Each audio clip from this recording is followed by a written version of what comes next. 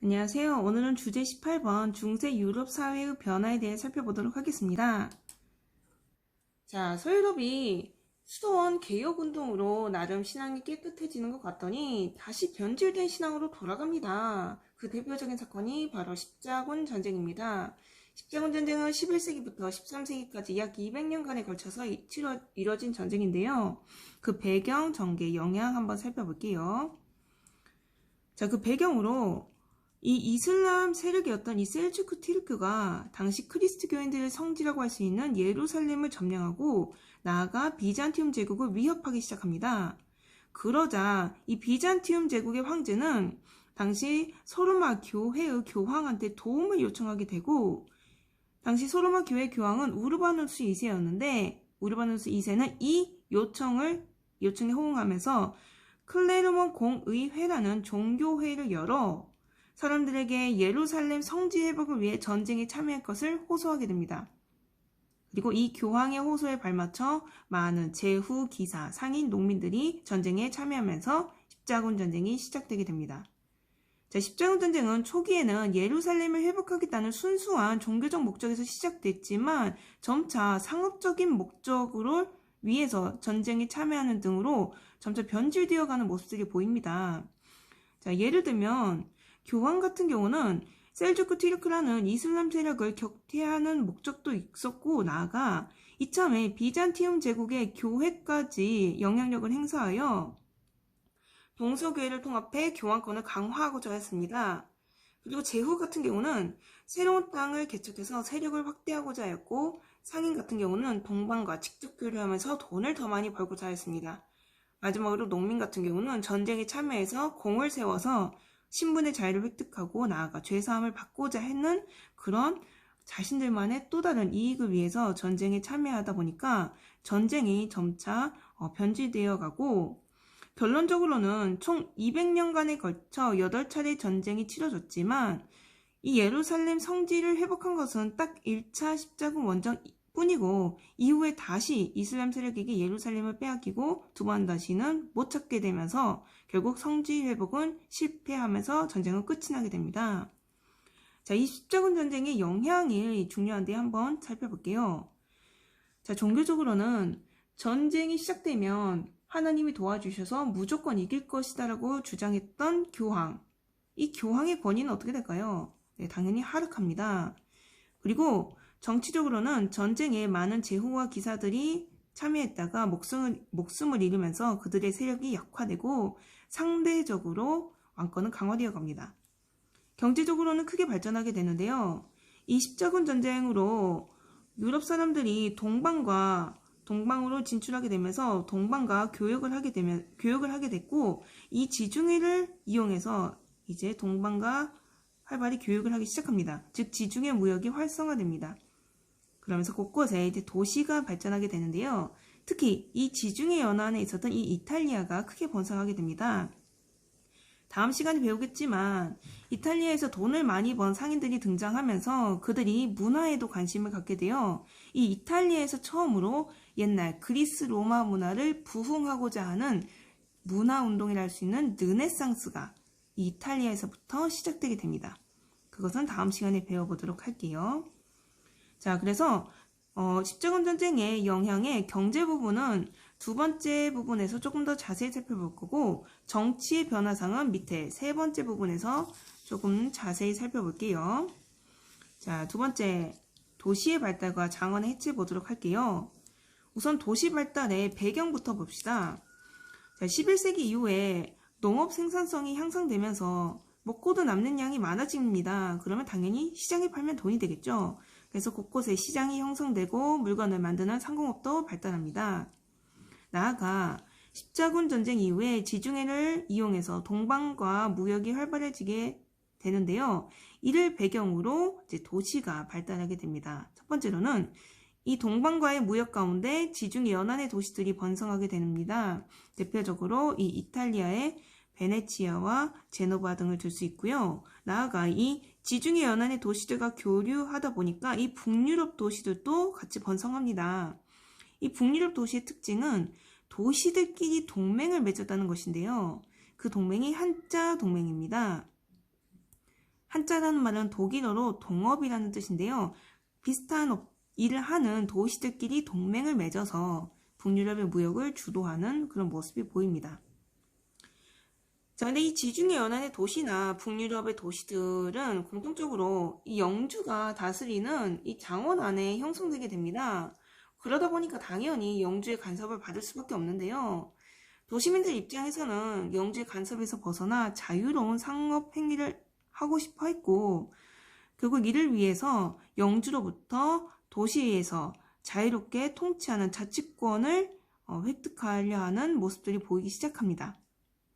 어떤 도시의 상인들은 영주한테 돈을 주고 자치권을 얻기도 했고요. 어떤 도시들은 무력으로, 즉 돈 주고 군인을 고용해서 무력으로 영주를 찍어 눌러서 자치권을 얻기도 했다고 합니다.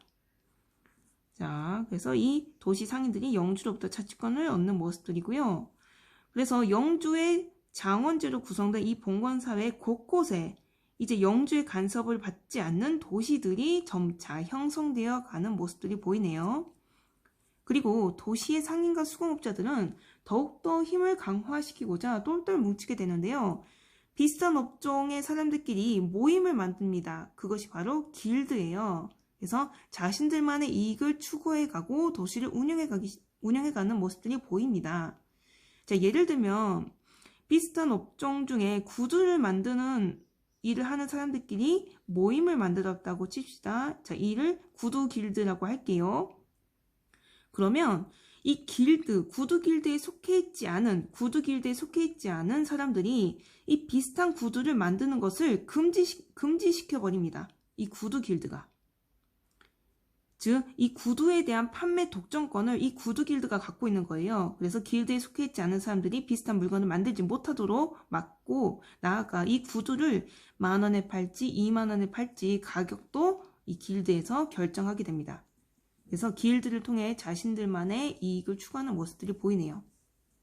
자, 정리를 하면 도시 발달의 모습, 지중해 연안의 도시가 번성하고 나아가 북유럽의 도시들은 한자 동맹을 맺어서 무역을 주도한다. 이 두 도시들은 자치권을 획득하면서 좀 더 자유로운 상업활동을 하길 원했고, 나아가 길드까지 구성해서 자신들의 이익을 추구해 나갔다. 자, 그 결과 결론적으로 이 봉건사회의 하나의 제도라고 할 수 있는 이 장원제가 결국 해체되어 가는 모습들이 보입니다. 우선은 도시가 발달하고 상업활동이 활발해지면서 사람들이 화폐를 많이 사용하기 시작하는데요. 이 화폐 경제가 발달하는 와중에 영주들이 돈맛을 알게 됩니다. 즉 무슨 말이냐? 이 장원 안에는 영주와 농노가 있죠. 그리고 농노는 영주의 땅을 빌린 대가로 일정 부분 노동력을 바치거나 혹은 농사 짓고 나온 그 농작물을 바칩니다. 이를 현물이라 해요. 농작물을 바치는 땅을 빌린 대가로 영주에게 바치는데, 이 영주들이 돈맛을 알게 되다 보니까 농노한테 노동력과 현물 대신에 돈으로 내라고 요구합니다. 영주는 농노에게 노동력이나 현물 대신 화폐로 세금을 받게 됩니다. 근데 이것은 농노한테도 땡큐인 거예요. 왜냐면 농노는 이제 돈만 내면 이 노동력도 안 바쳐도 되고 이 농작물 바치지 않아도 됩니다. 즉 어느 정도 농노의 간섭으로부터 벗어날 수 있다는 거예요.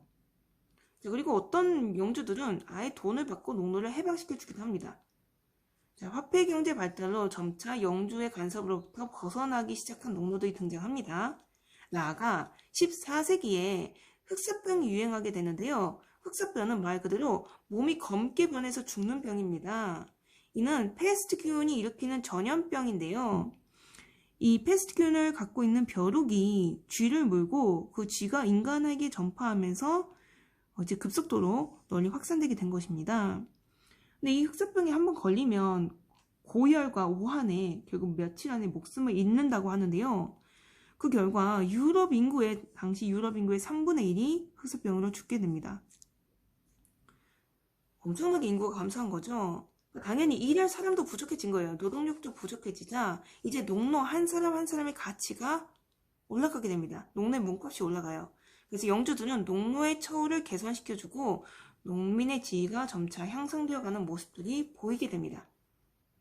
자, 그런데 일부 영주들 같은 경우는 이런 분위기 파악 못하고 시대 흐름에 역행하는 행동을 하게 되는데요. 오히려 농민들을 억압하고 화폐 대신에 다시 노동력과 현물을 바치라고 요구를 합니다.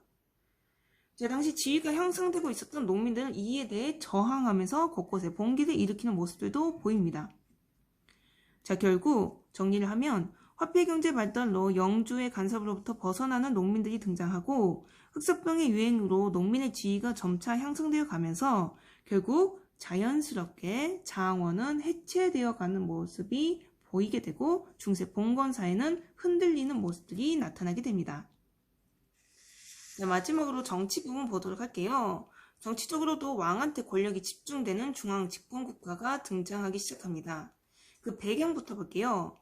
장원이 해체되면서 당의 영주 세력은 약화되고 전쟁에 화약과 대포가 사용되다 보니까 말 위에서 창을 쓰는 기사계급들은 크게 쓸모가 없게 됩니다. 그래서 이들이 몰락하면서 상대적으로 왕권은 강화되어 가요. 나아가 이 왕들은 당시 성장하고 있는 이 상공시민들, 상인들, 수공업자들을 뜻해요. 도시의 상공시민들로부터 경제적인 지원을 받아, 즉 세금 등으로 경제적 지원을 받아 왕한테 충성하는 관료와 군대를 형성하면서 더욱더 힘을 키워나갑니다. 그런데 이 왕권을 강화시킨 결정적 계기가 있다면 그것이 바로 백년전쟁과 장미전쟁입니다. 우선 백년전쟁부터 볼게요. 말 그대로 100년 동안 싸웠다는 전쟁입니다. 영국과 프랑스가 프랑스의 왕위 계승권을 둘러싸고 전쟁을 한 것인데요. 당시 영국과 프랑스 왕족들은 굉장히 서로 결혼을 많이 해서 거의 친척 관계라고 보면 됩니다. 그런데 당시 프랑스 왕이 후사가 없이 죽게 된 겁니다. 자식이 없이 죽게 되자 이 프랑스의 왕의 조카였던 영국 왕이 그러면 내가 프랑스 왕이 되겠다면서 프랑스 왕 자리를 왕위 계승을 주장하게 된 거예요. 이에 대해 프랑스가 응 아니야 하면서 거절하게 되면서 결국 영국과 프랑스 사이에 100년간에 걸친 전쟁이 일어나게 됩니다. 자, 전쟁터가 됐던 곳은 프랑스고 프랑스가 당시 영국의 전투력이 3배 이상 더 강했습니다. 누가 봐도 프랑스가 이길 걸로 예상했는데 알고 보니 초반부터 영국이 계속 승리를 하게 됩니다. 자, 그러다가 전쟁 중후반쯤 이 잔다르크라는 사람이 출현하게 되면서 전세가 역전되게 됩니다. 잔다르크는 평범한 농민 출신의 딸인데요. 이 백년 전쟁 중에 당시 10대 시절이었습니다.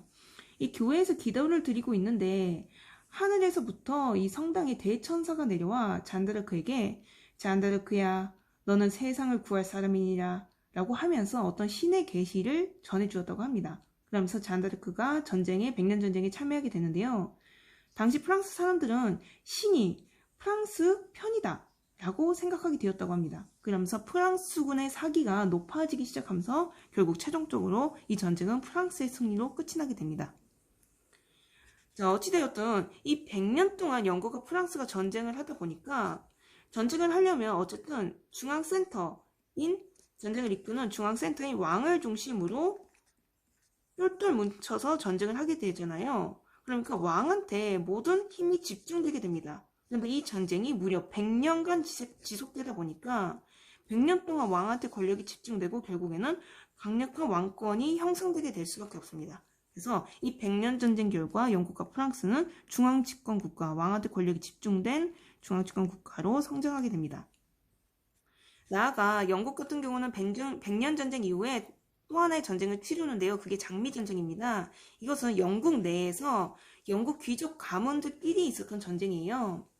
왕위 계승권을 둘러싸고 당시 두 가문이라 할 수 있는 랭커스터 가문과 요크 가문이 전쟁을 한 것인데요. 두 가문이 가문의 문양으로 이런 장미 문양을 사용해서 이를 장미전쟁이라고도 합니다. 랭커스터 가문은 붉은 장미를 사용했고 요크 가문은 흰 장미를 사용하면서 꽃들의 전쟁, 장미전쟁이라고도 부릅니다. 이 장미전쟁은 약 30년간 진행됐고 결론적으로는 두 가문 화해합니다. 화해하지만 전쟁 중에 원체 많은 귀족들이 죽게 되면서 결론적으로는 이 100년 전쟁, 장미전쟁 결과 봉건 귀족들은 몰락하게 되고 왕권은 강화되면서 결국 중앙집권 국가로 성장하게 됩니다.